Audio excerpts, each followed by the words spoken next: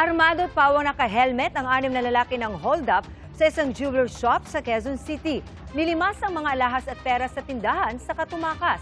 Aabot sa mahigit 653,000 pesos ang halaga ng natangay ng mga suspect. Arestado ang isa sa 6 na suspect habang tinutugis ang mga kasabwat nito.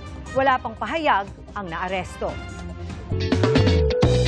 Tila mga litaptap sa dilim ang daang-daangang Sky Lanterns na pinalipad sa Taiwan sa kanilang taunang Sky Lantern Festival.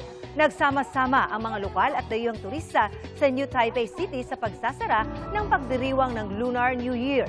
Kanya-kanya silang sulat sa mga hiling sa lantern at nagdasal para sa kasaganahan ngayong Year of the Fire Horse. Ilan sa hiling ng mga bisita, masayang buhay mag-asawa at kapayapaan sa mundo.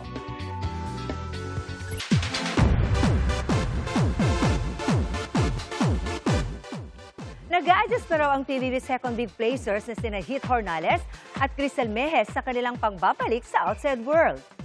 Overwhelmed daw sila sa mga nakukuhang atensyon, pero masaya raw sila sa suporta ng fans. Wala rin daw break para sa dalawa dahil gusto na nilang magtrabaho. Very cutesy naman si Hit at kapuso big placer Caprice Cayetano sa kanilang dance challenge together. Ayon kay Hit, malinaw sa kanya ang friendship nila ni Caprice. Natutuwa rin daw siya na napapanood na ang Cap Hit edits.